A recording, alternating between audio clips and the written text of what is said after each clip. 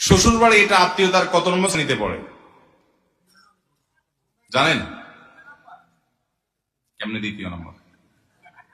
আন্দাজ একটা মারে দিছে এতে।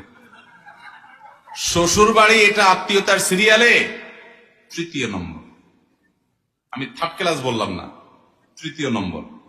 প্রথম শ্রেণীর আত্মীয় হলো বাপের দিককার আত্মীয়, বাপ, চাচা, দাদা, এরা ফুফু, এরা হলো প্রথম শ্রেণীর ভাই বোন, সন্তান সন্ততি, মা বাপ, ওনারা হলেন প্রথম শ্রেণীর আত্মীয়, অর্থাৎ যাদের প্রায়োরিটি সবচেয়ে বেশি।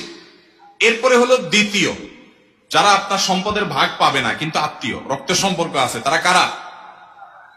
মামা, নানা নানি, খালা, খালু না কিন্তু খালু খালার স্বামী হিসাবে উনিও আত্মীয়, বাট ওটা আরো পরের, যেহেতু খালুর রক্ত আপনার শরীরে নাও থাকতে পারে, বরং আপনার শরীরে আপনার মামার রক্ত আছে, যেহেতু মায়ের রক্ত আছে, তবে একই রক্ত, তারা ভাই বোন। ওনারা হলেন এর পরের সিরিয়ালের। আর তৃতীয় সর্বশেষ সিরিয়ালের আত্মীয়, যাদের সাথে রক্তের কোনো সম্পর্ক হয়তো নাই, হতে পারে হয়তো নাই, কিন্তু চাচাতো বোন বিন করলে সেটা হতে পারে।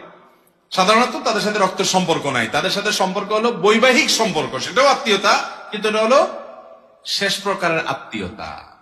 আমাদের দেশে এবার সিস্টেম করেন, এবার আসেন আমরা আমাদের বাস্তবতাটা মিলে দেখবেন হুবহু উল্টাটা আছে। আমাদের দেশে এক নম্বরের আত্মীয় বলতে বোঝানো হয় হোর ভাইয়ের আত্মীয়, ঠিক না বেঠিক?